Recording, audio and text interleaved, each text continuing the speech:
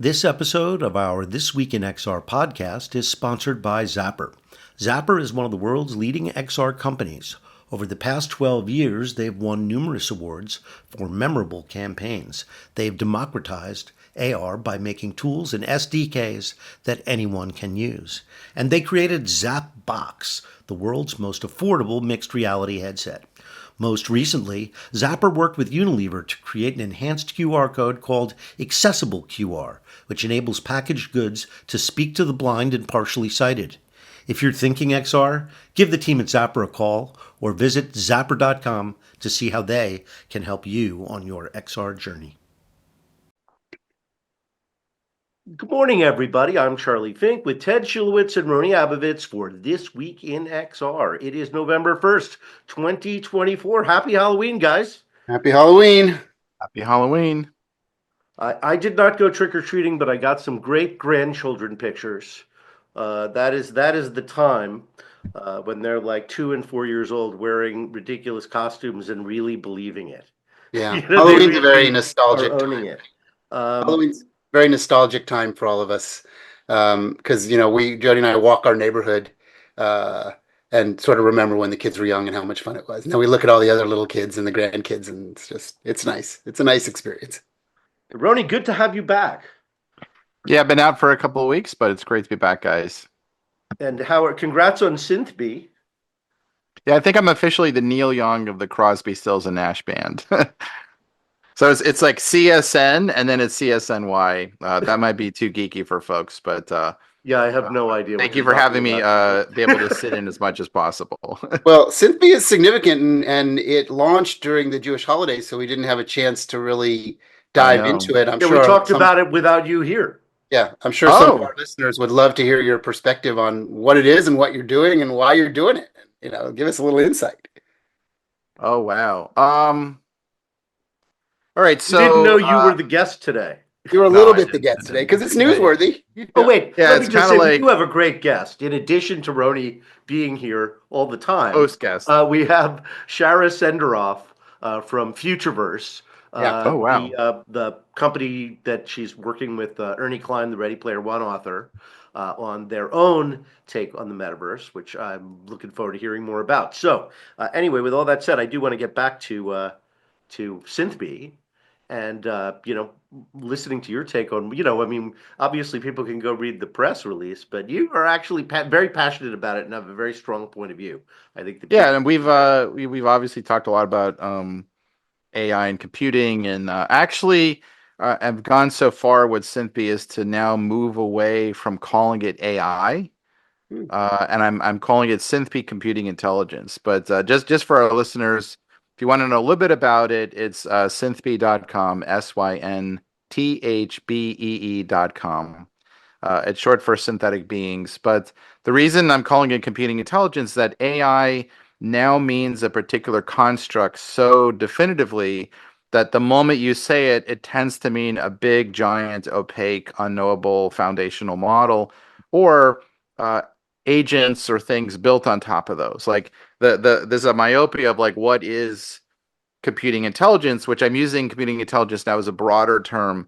AI should be that broad term, but it's now been co-opted by a number of players who've said the only way to do AI is kind of this thing.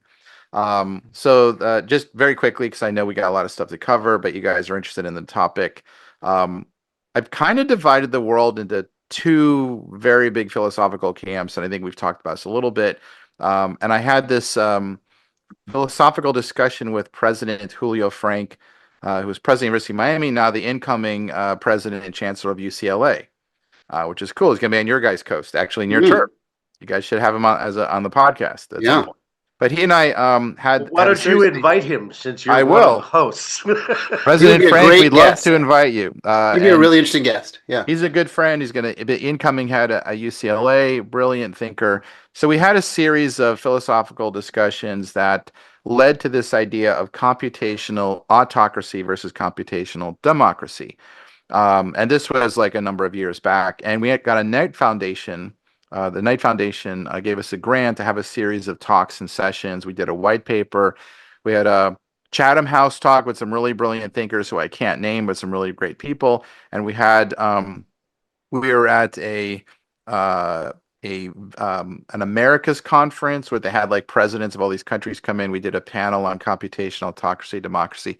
But the whole idea was that computing and governance, the way you run countries, dictatorships, monarchies, autocratic fascist systems, were now going to reflect in a form of computing, and computing was also reflecting and shaping the governments.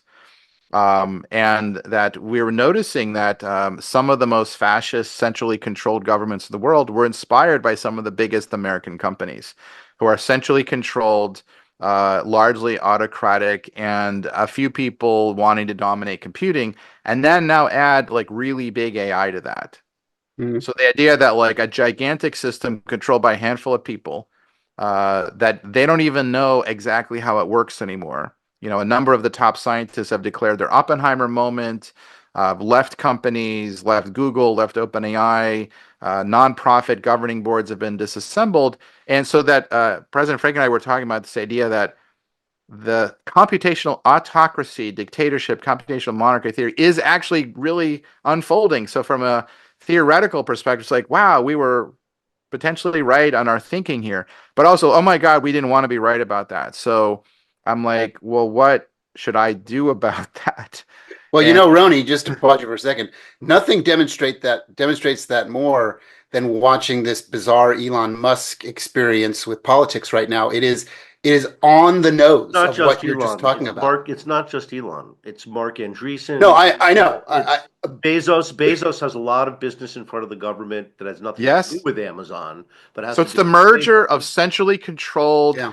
mega autocratic companies and computing with systems of governance, and they're blending together. And I just think of the whole thing as computational autocracy, computational fascism. And effectively, it's like all of you serfs bow to the giant mega god thing that we're building, who we get to be on top of and live on Mars and our islands. And the rest of you will get universal basic income, and good for you.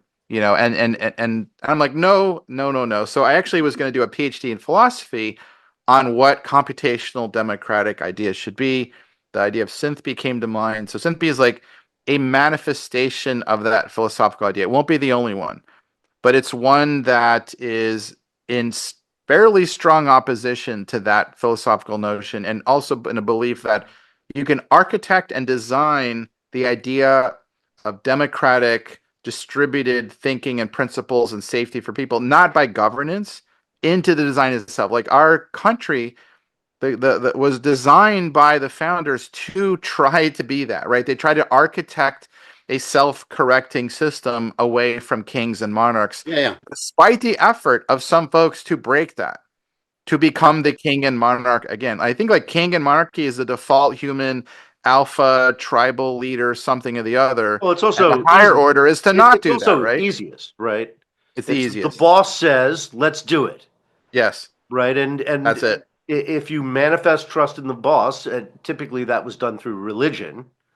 Now it's done through the control of media. Or you're the biggest wolf, and the beta wolf that attacks you, you throw out of the I pack. think I mean, it's it's the Dwat of kings to do whatever they want. That's what makes them a king. so we constantly, as human beings, revert back to the alpha pack leader and the suppression of everybody else. It's happened throughout history. I mean, It's happening again. many people would prefer to be dominated by a daddy personality who they trust than have a government made up of different groups that they distrust. All right. So I'm getting a sense that we need to do a little spin-off couple episodes around this Yeah, because I philosophy. still There's don't understand no what way we're Synthbee diving does. into It it would yet. be really good. I'll tell you what would be really good to pause on this, and I'll tell you who would be great. I have a friend. She's an amazing tech editor that I brought into the conversation, and President Frank. So if you guys are open to it, if you want to do an entire episode on this, Sure, sure. let me ask her. I don't want to say who she is. She's a famous tech Okay, publication great. editor, and let me see if they'll be open to it. I'll reach out to President Frank. But Yeah. I think there's definitely an episode or two for us to go in beyond just our company, but the broader idea of what it represents. I think is worthy of a show. I agree. All right, we got Awesome. 3 minutes to do. Let's get the news. Yay. News. Well, I mean, it was earnings week. I have to tell you guys, I don't totally understand the market as clever as I try to sound, because these were some really solid earnings from the big six tech companies. Most of them exceeded expectations. Most of them are making a lot of money. They're all investing a lot of money in AI and planning to invest even more. But these are companies that are making like $40 billion a quarter. Mhm. So who cares if they spend $70 billion on AI? Well, I'll tell you who cares. Investors. The market turned, but I just looked as you were talking, Charlie, and it looks like it turned right back up again today. Well, of course it did because they're making plenty of money. But those people are playing short game, right? They want returns this quarter, so they tend to bounce around. But nobody's going to sell Amazon after seeing earnings like that. Of course not. And by the way, I mean, you also have to trust your own eyes, right? I mean, how much time do we spend with our iPhones? How much time do we spend buying stuff from Amazon? And guess what? Those are the guys making all the money. So Yeah. When Apple goes down $10 a share, trust me, no one's selling it. It's right, just exactly. it's a sell off for profit. Because we're up like 100% over the past 24 months. Of course. So okay, so OpenAI launches Search GPT. Yikes. Well, let me first say yikes. But we saw this coming from Yes, day of course we zero. did. Of course we did. And believe me, OpenAI is going to be selling cloud services. They're competing on the highest level with the most lucrative products. Right. That said, I'm not sure they're going to conquer search all that easily. But just remember who's behind it. Microsoft always been on the wrong side of search. They saw this as their opportunity. They acted like a startup. They ran fast.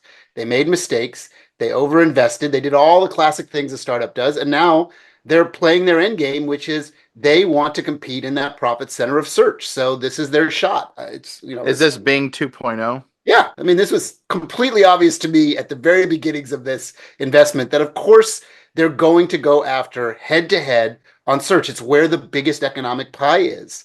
Microsoft is a huge company that has the same general, that's actually bigger than Google, right? But the same general level of profitability and deliverables. And that's the one deliverable they never hit it out of the park on. So now they've got a shot to hit it out of the park. Okay, Inbrain, a company that I've never heard of, but like Neuralink and several other companies, including the one run by our friend Maren Gribitz. So Inbrain is a competitor of theirs. They're also focusing on depression. They raised 50 million. They're based in Europe. We haven't heard much from them, but BCI, in my opinion, is very, very relevant to XR and AI. Yeah. And how we're going to Yes. interface with our devices in the short term. It's good to have companies that are not just the big boys playing in this world. I mean, it's important to have a little bit of spread of the use case of that. Well, So I mean, think I that's look at this like, XR 10 years ago. I mean, without people doing the early research, there's nowhere to start. Right. So anyway, good for them.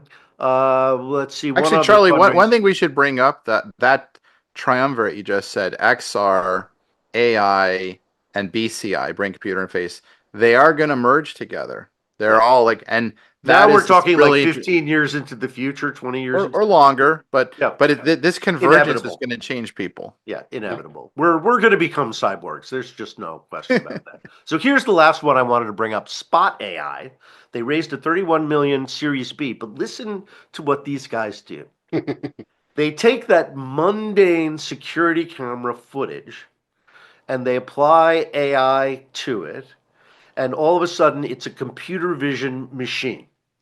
Yeah. And it has a semantic understanding of everything it sees, which really transforms it from being surveillance to being another information system feeding AI.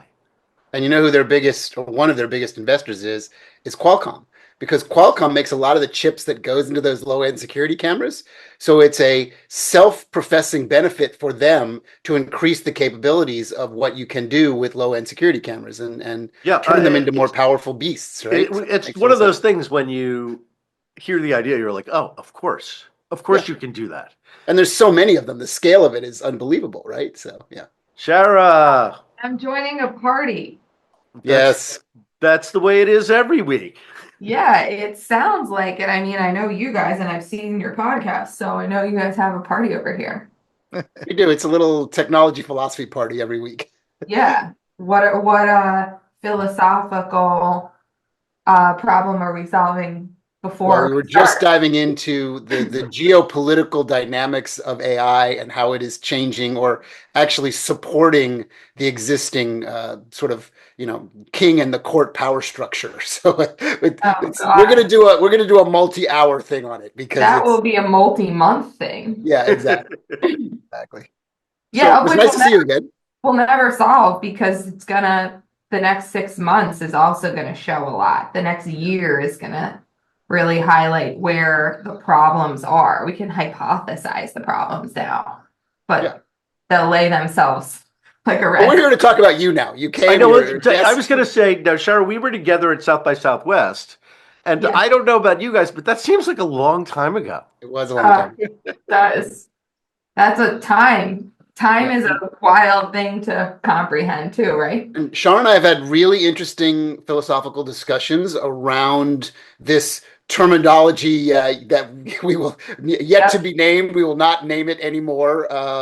And I think it's going to be very curious to hear your take as someone that's been one of the architects with your team, and obviously comes through narrative with Ernest Wait, Klein wait. This and is his what we version of this. usually do because we know you. We just jump ahead and Jump in. we forget A, B, and C. Well, I'm getting to the ask is Okay, go that ahead. you Yeah. were an originator of this sort of frothy point of what everyone thought was going to happen with the age of like universal compute and the metaverse. And there's been so many changes in the dynamics of humanity literally since the last time we talked. So it'll be interesting to talk about your origin story, the All right. connection with Ernest Klein and the narrative behind it. And now where are you today in the mid of 2024 and what has changed? I know it's a lot of swath, but that's the arc that I think we're all interested in.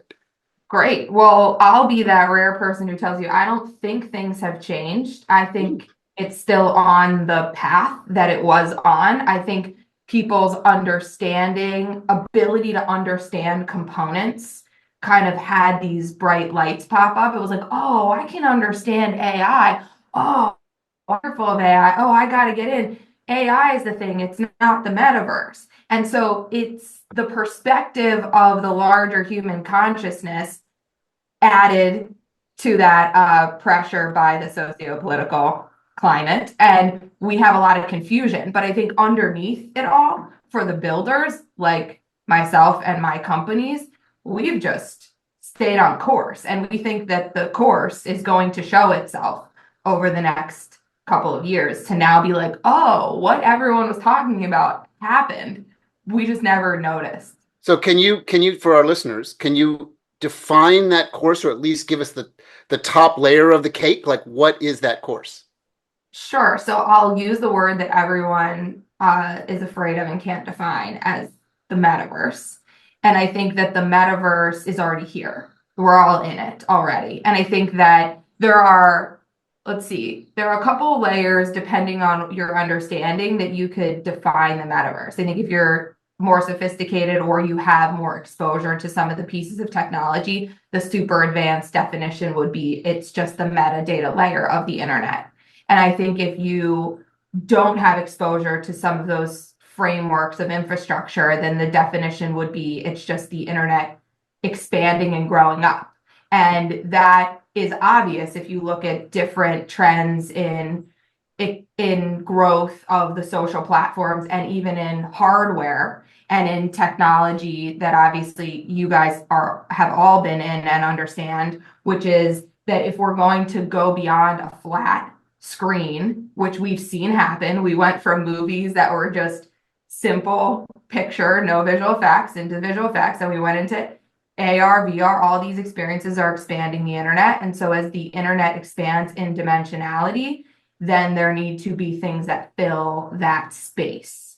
And so I think that that's what the metaverse is. It's the expansion of the internet, and it's already happened. Yeah, And it's happening. I think we all fundamentally agree with that. I think the thing that a lot of people thought would potentially happen that I kind of never thought would happen, and I'm curious what the rest of all of us think, is that it sort of got mixed up with this idea that everything would actually become this new fabric and this new, like, everybody and everything would be interconnected in this new sort of virtual tapestry. When I never really saw that happening, because I just understand kind of how humans think and work, and they all sort of build their own individual islands. Some of those islands get very big and invite a lot of people, like the big giant tech companies that are worth trillions of dollars, the big gaming environments like a Call of Duty or a Grand Theft Auto have their own, sort of universe, which you could call a metaverse, but they don't easily connect with each other. And there was a sort of period of time where everyone thought the technology was sophisticated enough that everything would link together, and we would call that the metaverse. That was sort of the Neil Stephenson kind of like everything's in the metaverse. But I never really believed that. I never bought into that. So I'm curious if that still holds to your philosophy. This is the old metaverse versus metaverses. Yeah, right. Yeah. So I think I woke up on the contrarian side of the bed for you, Ted, because I do think that will happen now to degrees. So that is exactly actually what Futureverse is building. So I think the reason it hasn't happened to the degree we would have liked is because of the complexity to build that. We need assets to be able to travel in multi-engine, in multi-format. We need them to be on a standardized metadata system so that when they show up in different places, they show up based on how they were intended to show up, but taking into account the ways that those creators of those other applications view the world. And I think that's a bit of a hybrid between both Neil and Ernie, and what we saw with Snow Crash and Ready Player One as two brilliant visionaries who saw similar paths, but ever so slight differences that the output of the two looks different. Ernie, obviously, and the Spielberg approach. And whenever they make Snow Crash into film or TV, I think we'll see a different look and feel. Both will hold very similar principles, but that's the beauty of IP, that I'm in a family of people who have spent their lives in IP. So that, I think, is one of the most critical parts of what needs to happen. We need to allow creators and visionaries to be able to create the worlds as they see them visually. And then we need to allow frameworks for other IP and other assets to travel in between those worlds. And we need to do that not in a utopian manner, but in a way that grows with where IP is today. So, for example, if I have Ready Player One from Warner Brothers, which I obviously do for our Readyverse venture, and Warner Brothers also has Harry Potter, and they have rules and guidelines, as do all brands and IP, on how their properties show up. They need a system and a framework to be able to say, this has to look like this, and it can't go in here, and these are my rules. And all of the assets that I've built, maybe some of which 10, 15 years ago, that are in single project files, or maybe frankly no project files that are discoverable or accessible anywhere, they need to be recreated along the guidelines of the brand. And then that asset needs to be scaled so that millions of people could potentially access it and have their own. And then it needs rules of the road, so it can't go into worlds that they don't want it to go in. All of those things I just talked about are multiple layers of the technology stack that have to get built, but I do think it happens. Yeah, so I'll just give my sort of last thought on this, and I'll let Charlie and Rony sort of dive in, because I fundamentally agree with what you're saying, and there are many, many examples of shared technology and shared economies of scale. So like, if you and I were sharing something and we were both using Microsoft Word and we wanted to export it out to a number of different file formats and kick it over to Google Docs, we could do it, kick it back, we could do it. There's always a little bit of trouble because there's not one universal overlord that says everything should be purely shared, because it flies in the face of the economic realities of companies building things to own. You made your point that, like, you're working with Warner Brothers. Warner Brothers is not just going to want to let Harry Potter be every sort of game environment in the world can touch those assets without some sort of economic transaction happening. They'd be happy to do it if it made sense, but they're not just going to say universally everybody can multi sort of link with every game asset in the world. I just don't believe that's the reality of how economics work and the shared economy works. I think there are many, many examples of common file formats like, OBJ and various formats you punch in and out of Adobe to Final Cut Pro, et cetera, right? Things can share. And we do share them. And that is a version of what we could add a terminology called the metaverse. But at the end of the day, it only goes so far before the companies realize that they can't literally share everything, or else they have no particular economic reason to exist anymore. And that's kind of where the breakdown happens. That's sort of my dynamic on it. So I think that they can to degrees. So I think that the economic layer is actually far easier than the creative layer, because yes, the point you just outlined of we have file sharing, we can convert to other formats. It's that the conversion of formats in the 3D layer is an infinite amount of resources, time, and space that they can't afford. And so if we don't create technological solutions for scaling 3D and game ready assets or creating them, then and moving them around from a lighting, texture, all the things that make them beautiful to those big IP holders, that is a harder problem actually than economics, because economics are going to be solved by way of blockchain and crypto, whether that triggers people or not. The micropayment opportunity is what will solve the economics of things moving through the world. Someone will still be able to say, I do not want this piece of IP in that world. And that's okay. They still get to have their framework of where they want their IP to show up. That's the beauty of being an IP owner. But I do think that the harder problem to solve is the creative standardization. And you're right. What no one has done, this is the big piece we've been working on, is something called the Universal Blueprint Framework, which is a standardization of metadata at the absolute source that is multi-engine and allows for the complete interoperability of assets across all games and experiences, which is what you're talking about. I don't think everything interconnects overnight. I think we're going to see it grow like we always have, where things start to interconnect and then eventually they do. But will there still be the experience that one IP holder is like, I'm not coming into the interconnectivity? Of course. The humans don't want to be in certain places by nature. But I think that we are, as the technology sits there, it's like if I said to you, I'm Warner Brothers, and I'm like, you cannot wear my Harry Potter shirt into Disneyland. Do not go there. Like some of these things logically don't make sense. And so they will want it there, especially when they see that the economics, of course, are in their favor. Yeah, people want things to be. All right, I'll add one more thing to this, and then I'll shut the hell up.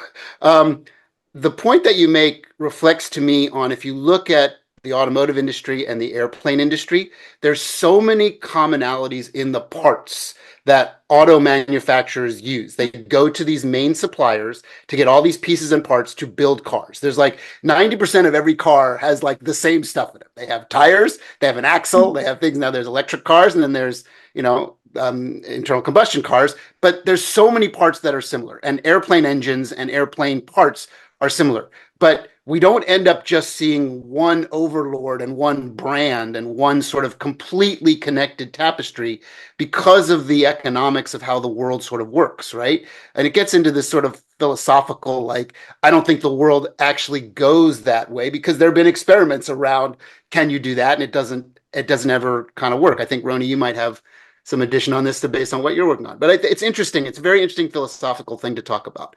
Commonality of use case and separation of companies and companies' motives, right, is an interesting thing. So, Shara, a question for you, because I've seen a lot of companies working on trying to build metaverse-like frameworks in the currency and the economy.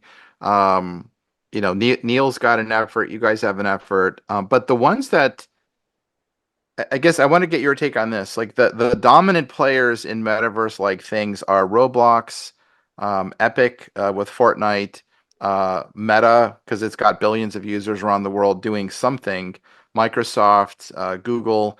Like these mega players seem to actually have the attention. I think the hardest thing, it's like in the attention economy, the hardest thing is actually how do you get like mass scale to come to whatever it is you're doing. Yep. Once you're there, then you could figure out like if you have that attention, then the framework, the economics. So feels like the attention first.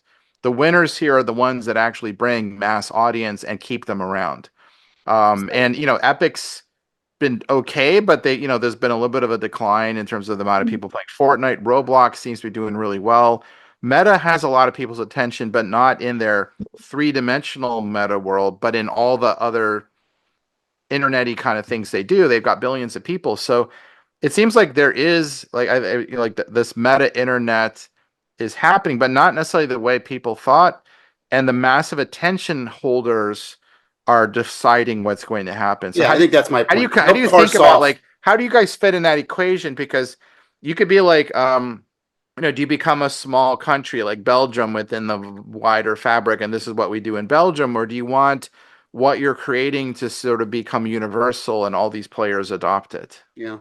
So one nuance, and then we'll jump into that. So that trigger word metaverse. So Yeah. I would argue that all of the platforms that you just outlined are games. And if you want to use the term metaverse, then they're closed metaverses.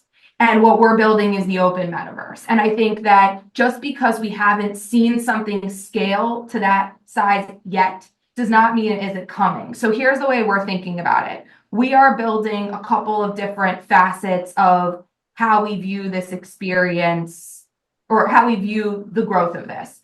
We believe, so one of the pieces of our puzzle is the Readyverse, and the Readyverse is a launcher. It is an experience that leverages AI for a consumer to come in and build their personal world and space, all type to furniture, type to environments, type to assets, create your world. Also partner in with big IP if you want to buy a skin that creates a room in your Readyverse surreal estate. That place becomes your portal into other Web3 anchored experiences. But again, we are taking, and I know Ted has heard me at length in our even meetings before Charlie, me, you, and Ted got together, which is my view of this is that we are not, sorry, I lost my train of thought there. Oh, so, okay, hold on. I lost what the thing I told you. On that piece, so you're in the Readyverse surreal estate and you create your place to portal to worlds. Oh, that's what I was saying. We are removing all these words. This technology, even the metaverse, is killing us. I've had to 5 times be like, let's nuance around this word. I agree. Yes. And that's what we debated. So Web3, blockchain, all these things, move them away. That's what Futureverse has done, and that's what Readyverse is doing. So you'll come into your own home. You'll create these things using all these different tools, and it's easy for anyone, not someone who builds 3D assets. From there, we have Open. Open is our AAA MMO Web3 game that we've been building for the last 2 years with a team of close to 100 developers from all the major games. That platform, Open and Readyverse, are built on our open standards. They integrate, you have assets in Unity, Unreal, you name the engine, you can come in and out. That will be our play. And by the way, that's a multi-game mode, multi-biome. Ernie Klein wrote the lore of that entire game. He's been with us for the last couple of years, writing an entire story for an experience that looks and feels like these big experiences you're talking about, but the invisible technology underneath are all of these scary words that make open and the concept of open possible. And so I think we haven't seen it because in the beginning, which is normal, any new technology, everyone's a genius. Everyone raises, if they're lucky and got in the heyday of the bull market, they raised a ton of money and they're like, I'm going to be the ones that build it. Our view has always been, we're going to build the underlying infrastructure. It's going to be unsexy. There's lots of people say to me, oh, I haven't heard of Futureverse. I'm like, good. That means I've done my job. And they're like, what? And I'm like, we are supposed to be invisible. It's not supposed to be that way. And I think there was a lot of ego at the beginning, rightfully so, and a lot of genius too. But everyone looking at it from even survival, because a lot of these technologies, as you guys know better than any 3 humans I could talk to, the timeline for adoption to come in is basically your lifeline. Because if you can't find a revenue model building your genius ideas to connect the world to the open metaverse, you're just dead in the water. So it's how much can you show so that you can prove a business model, you can start to generate revenue, and then you can keep raising money until you say, oh, here it is. And then to your final point, I do believe that those larger players you outlined are going to start adopting some of these things. I believe it because we're working with them. So I think they are going to get there, but are they going to get there overnight? No, because a lot of them are Titanics.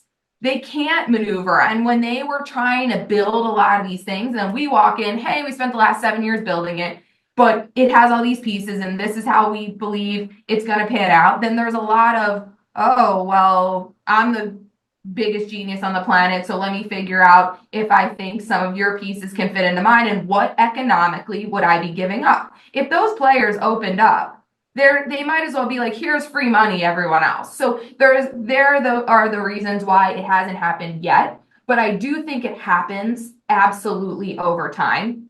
And by the way, that over time, I think, is over the next 5 years. I think people think that metaverse moment of open metaverse is like 10, 20 years down the line. I think it's 5. There are definitely touch points. Like Flash and the internet is a good example of that, right?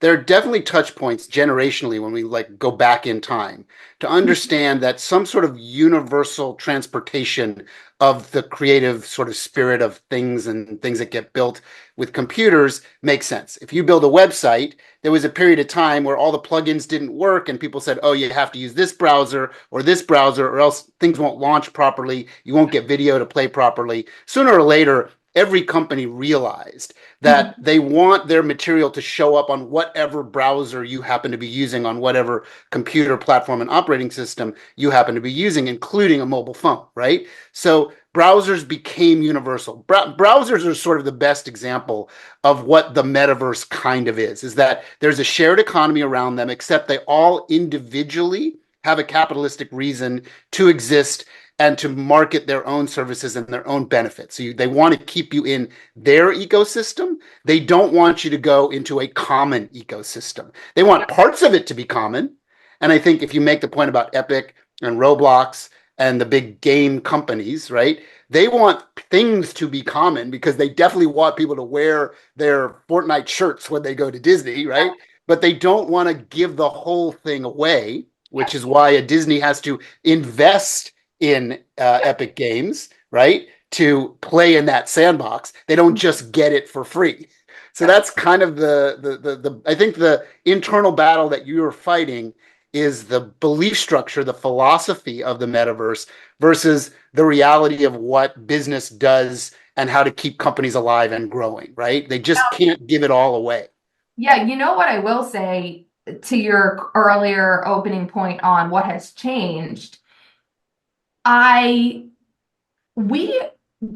my perspective, and I think my co-founder Aaron and I definitely share this, we are not seeing a fight. Like, brands are walking into the room with us. They are openly listening. They are saying, here's where we'll dip our toe in. Here, we'll give you this property, to the point where some of the properties that we're in the process of working on or negotiating, I couldn't have ever believed they would give us. Because they were like on our dream list of, oh, they won't let us start there. They'll make us start with this IP. And they're like, what about this? And we're like, so they are really open, pun intended, but not, to dipping their toe in. I think there's this narrative that there's a lot of things that are hard in this space. What's hard is just us figuring out the stuff underneath. The top layer, which is a longer IP process, just because licensing IP can't be overnight, because there is a process until there's a framework where it makes sense and it gives the click power to the rights owners. Like right now, if I want to negotiate an IP deal, as you guys know, I'm in how many rounds of paperwork? It's paper. And then when we say to them, oh, what are the stipulations and the nuances of how a piece of IP you've licensed can work within that other experience? They're like, we don't know. We'd have to find the agreement and we'd have to figure out who negotiated it at that time and then we'd have to see. They don't even have a framework. But what if there was a place where they could just log in and see what they made connectable? So that's our connectable is our forward-facing version of our universal blueprint framework, which, by the way, even though there's the term universal, the whole world doesn't have to adopt it for it to do powerfully what we know. The people that are adopting it and will bring out to the world via the term connectable will show what this can do and be, and then others will jump in. Would you, Everyone forever. would you describe it as a kind of a browser? Is that what we're talking about? So I wouldn't. And here's what I think the great question around, it's a great question to be like, okay, these metaverses exist. In fact, when I walk in with IP holders, it's like, can you explain the difference between what you're doing in Fortnite to us? It's like the start of every single question. And when we explain the openness of it all, quickly it becomes different. And so, and to the point of, oh, but the audiences are in these areas. Well, think about if the audiences are a couple 100 million people in each of those experiences, obviously to a varying degree, if you loop meta in, the audience for the metaverse is every person that touches a browser. Now, it doesn't live in the browser yet. There are obviously launchers for desktops, and that's critical for some of the current phasing of the weight of these asset files and these experiences. However, I do think that that is evolving at a rapid pace too. And so we have parts of these things that will be in browser. And so the fluidity of that will move through. But I think, Charlie, to your point, I think the same way that we expect interoperability across experiences, we should expect interoperability across devices and mechanisms for which things display.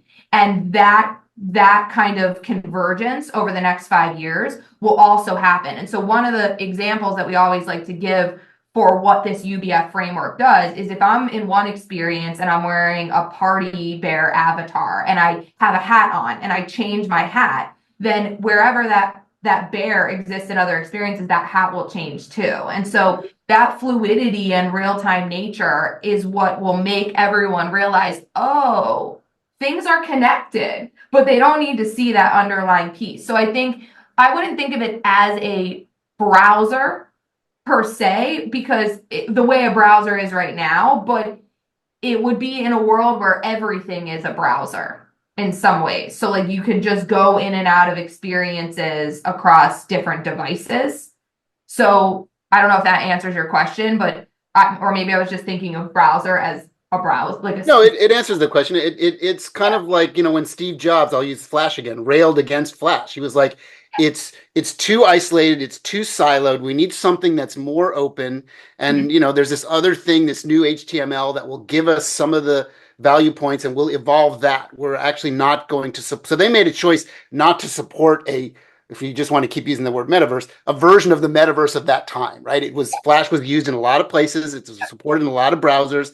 A lot of content creators used it. And he was like, you know what? We have the power to say we need something actually more open than that. And you could argue that there was an economic reason for that, because he was not benefiting from Flash, because Adobe was benefiting from Flash, and he had a competing technology that could do a lot of the same things and maybe better things overall. And he kind of wrapped it in this idea of a metaverse that we'll make it more open, right? I mean, it's like Apple gives away versions of QuickTime regardless of the browser you're on or the device you're on, but they don't give away their entire operating system, because then their business would not be as robust, right? So it's a yin and yang. It's very interesting. One thing I just want to add on this, because I think it ties it all together, is the point of growth and how this scales.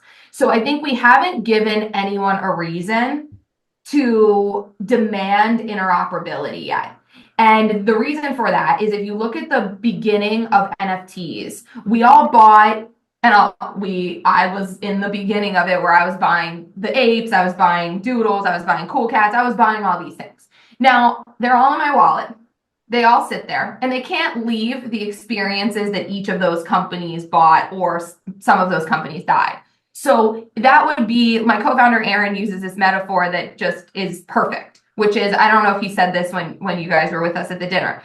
If I wanted to sell you my dog, but said it could only live in my garage. Sure. Would you buy it? No, you wouldn't. And so growth will happen when the layer of interoperability is accessible and the kid buys something and then says to his friend, I want to trade you this. And the friend says, I don't have something to trade. I need to go get something to trade. And then I trade you. And that's how we've seen everything grow. Like I use this example a lot, but the craziest thing that is so simple is, and I don't know how much you've experienced it, but I experience this all the time. If someone has an Android and I can't text them from my computer and it's a green bubble or I can't reach them, they almost become out of my network. Like, yes, absolutely. Deals with them because it's just one extra layer of, oh, I'm on my computer, but to get them, I have to actually pick up my phone that's like literally right here, but that's a lot. That's where like the simple green blue bubble example is the one that I always give. When we give people a reason, when we open it up so that things can be traded and they can move, then history shows us adoption will come in. No one has given anyone that reason yet. And the reason is not because they don't believe that it's possible, but because it's very, very hard. And the other reason why it's hard is think about that UBF framework. Where is the business model until all the other things are ready? So if there were companies, which there weren't that many, we've been building this piece of technology for the last 7 years.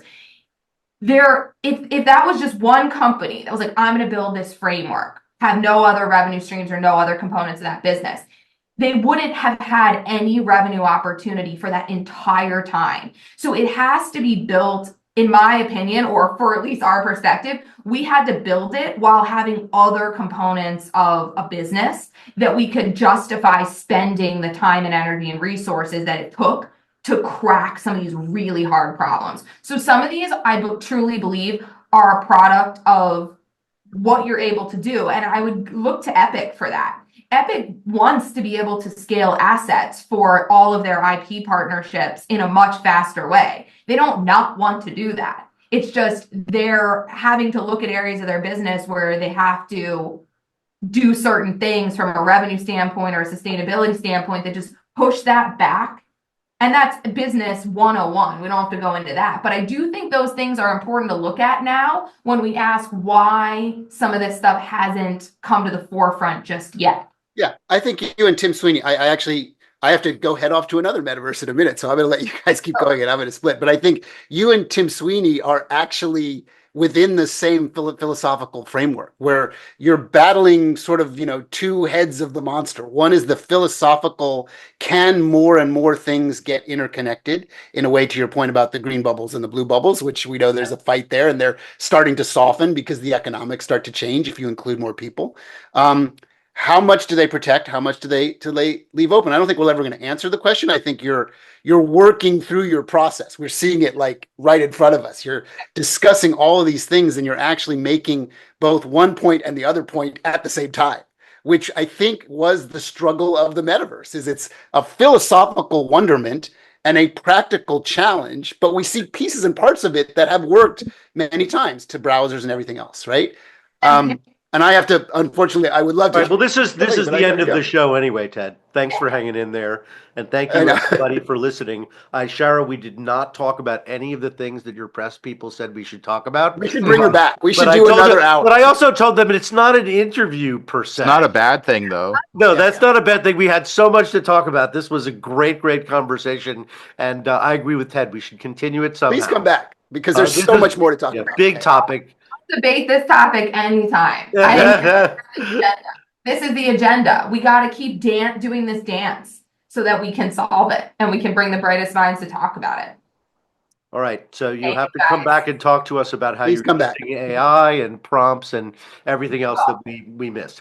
That's our show. That's our show, everybody. Have a great weekend, and we'll see you back here next Friday. Bye, everybody. Thank you, guys.